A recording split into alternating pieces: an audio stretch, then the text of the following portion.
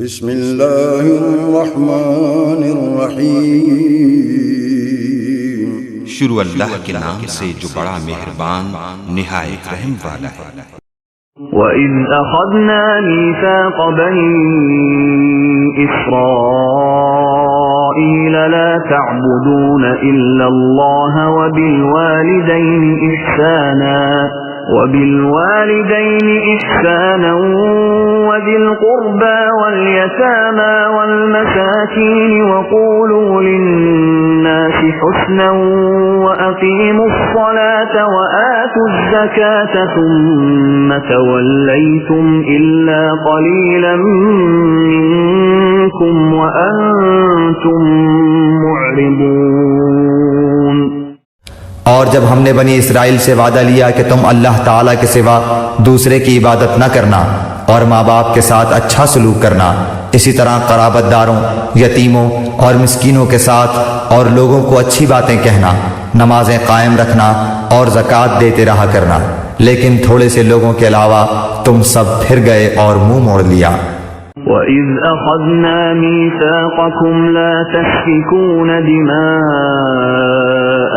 وَلَا تُخْرِجُونَ أَنفُسَكُمْ مِنْ دِيَارِكُمْ ثُمَّ أَقْرَرْتُمْ وَأَنْتُمْ تَشْهَدُونَ۔ اور جب ہم نے تم سے وعدہ لیا کہ آپس میں خون نہ بہانا، قتل نہ کرنا اور آپس والوں کو جلا وطن نہ کرنا، تم نے اقرار کیا اور تم اس کے شاہد بنے۔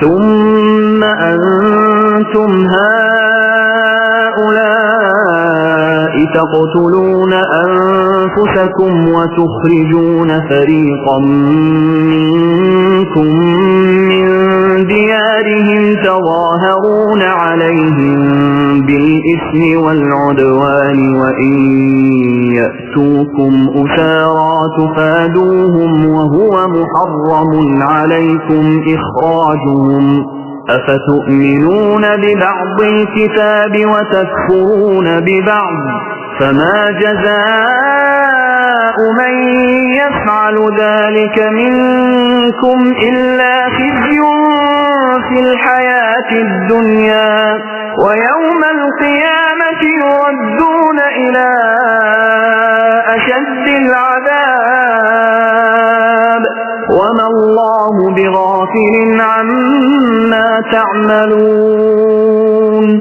لیکن پھر بھی تم نے آپس میں قتل کیا اور آپس کے ایک فرقے کو جلا وطن بھی کیا اور گناہ اور زیادتی کے کاموں میں ان کے خلاف دوسرے کی طرفداری کی۔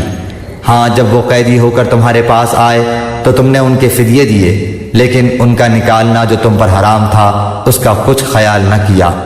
کیا بعض احکام پر ایمان رکھتے ہو اور بعض کے ساتھ کفر کرتے ہو؟ تم میں سے جو بھی ایسا کرے اس کی سزا اس کے سوا کیا ہو کہ دنیا میں رسوائی اور قیامت کے دن سخت عذاب کی مار، اور اللہ تعالیٰ تمہارے اعمال سے بے خبر نہیں۔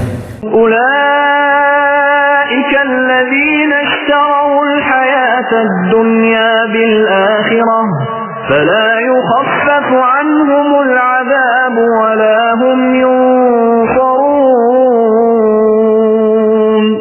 یہ وہ لوگ ہیں جنہوں نے دنیا کی زندگی کو آخرت کے بدلے خرید لیا ہے، ان کے نہ تو عذاب ہلکے ہوں گے اور نہ ان کی مدد کی جائے گی۔